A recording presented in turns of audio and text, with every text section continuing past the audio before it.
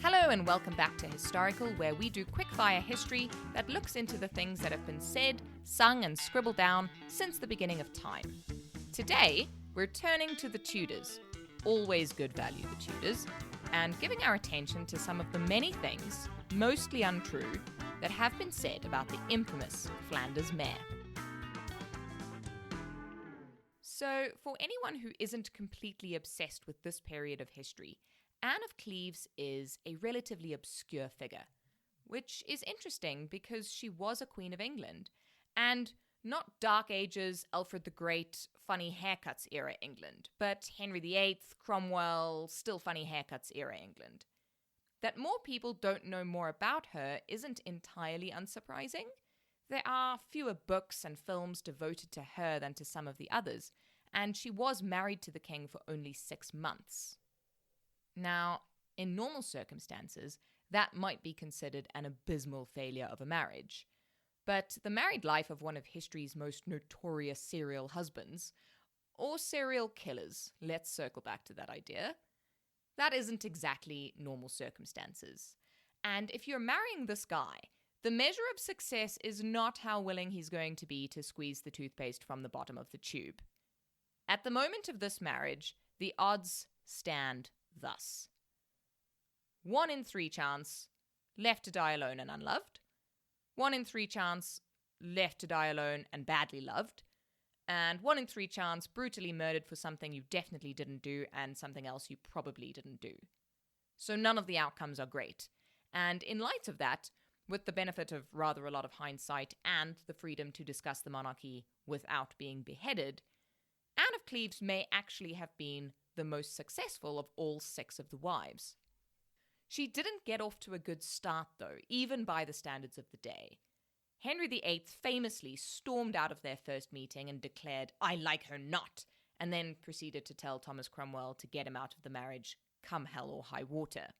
Unfortunately, neither of those things came, and Cromwell's head was neatly removed from his shoulders and put into a box, from which Henry no doubt assumed he would find it less convenient to meddle in his love life. But those famous words, "I like her not," are actually not the beginning of the story, but the end of a different one. Let's set the scene. Henry VIII has buried 3 wives already. Actually, he didn't bother burying the first 2 because he'd gone off them by then. His first wife, Catherine, got the chuck for not giving him a son, although she did in fact have 3 sons, none of whom survived. He then developed a burning passion for Anne Boleyn, for whom he toppled the Roman Catholic Church in England and wrote some rather dreadful poetry. But it turned out, as it so often does, that all of the things that made Anne Boleyn a firecracker of a love interest completely grated him in a wife, which of course was entirely her fault. Also, she had, unforgivably, chosen to give him a daughter instead of a son, so he had her head cut off just to show how cross he was. The next day, he got engaged to Jane Seymour, who was everything that Anne Boleyn was not: fair, plain, quiet, and not given to throwing things at him when he had affairs with her friends. She did give him a son, and then she had the good sense to pop off of this mortal coil before he had the chance to publicly humiliate her any more than he already had.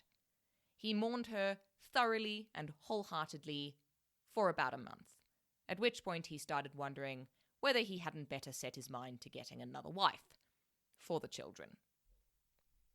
Now, the interesting thing about Anne of Cleves was that she was the first of Henry's wives that hadn't actually been chosen by him himself.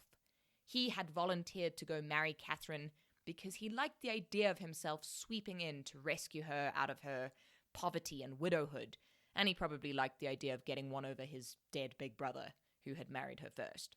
He then pursued Anne for years, and then went after Jane. But by the time he got round to his 4th marriage, the burning necessity of a son was a little less urgent, although he was quite keen on having a backup, and the problem of political alliances was looming. Anne of Cleves was suggested as a bargaining chip to make an ally of the Duke of Cleves in case the English were attacked by their Roman Catholic neighbours. Hans Holbein, already a celebrated artist, was dispatched to paint a picture of the 25-year-old Anne and came back with quite a charming portrait of a pretty and demure-looking young lady. Henry liked it so much that he agreed to marry her, and she was told to pack her bags. Unfortunately, Henry, despite his track record, was a bit of a romantic.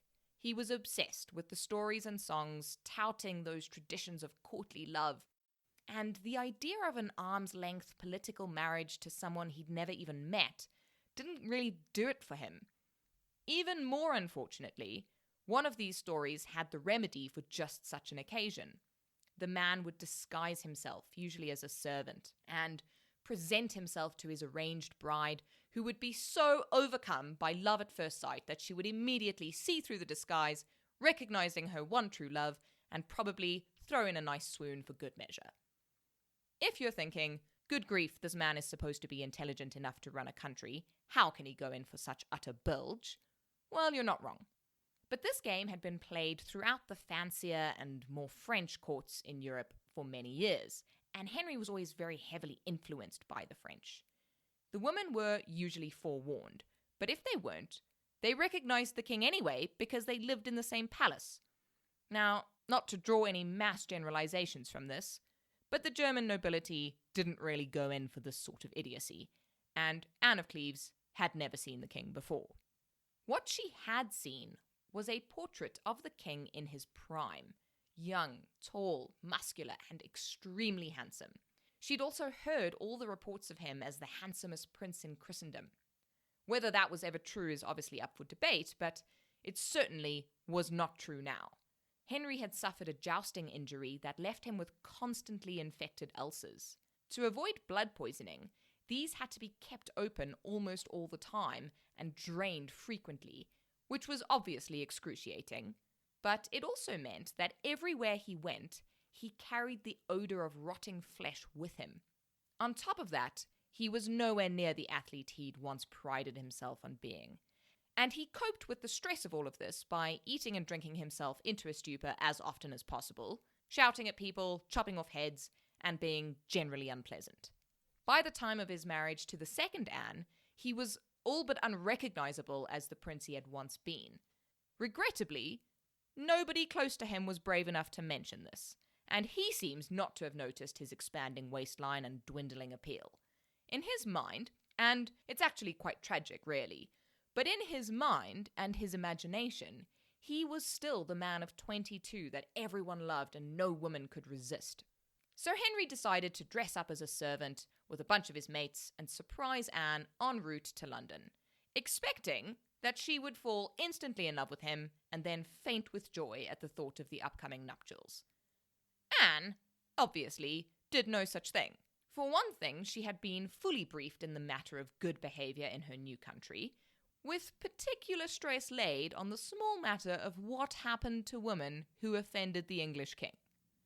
For another, the aging fat man attempting to grope her bore absolutely no resemblance to this prince she'd been told to expect. She treated him with cool politeness when he was introduced, and then spurned his advances when he tried to grab her for a cheeky snog. In very mature fashion, Henry stormed off in a strop and had a quick wardrobe change.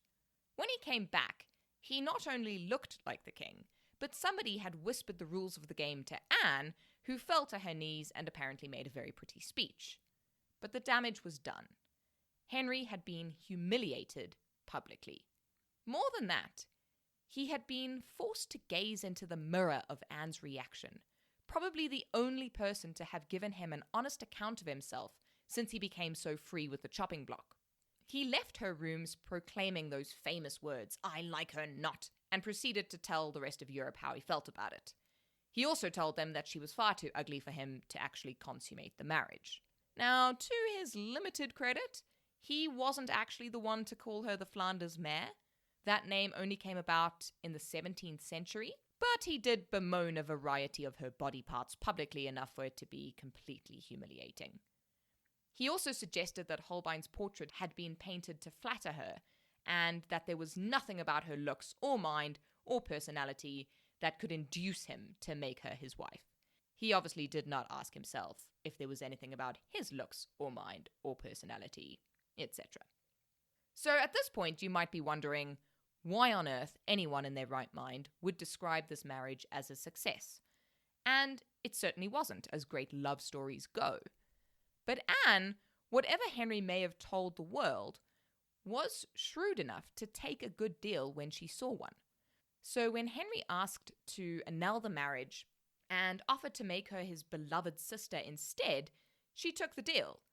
As the king's sister, she was given an extremely generous allowance, a house, and the freedom to live alone.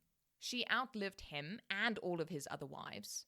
Now, no man could risk offending Henry to marry her, so it may have been a lonely life, but it was at least one free from the control of a husband or a father or a brother, which was no small thing for a woman at that time. And for all that he liked her not, the king developed a quite sweet friendship with Anne. She developed a taste for English beer and remained friends with all of his children. And, for the record, nobody but Henry ever called her ugly. And for all that Hans Holbein was accused of exaggerating her looks, he was allowed to keep his paintbrush and his head, which just goes to show. Thank you for joining us for this episode of Historical. If you enjoyed yourself, please head over to your streaming platform of choice and hit that subscribe button, leave us a review and a rating, and join us again next week, same time, same place, every Tuesday.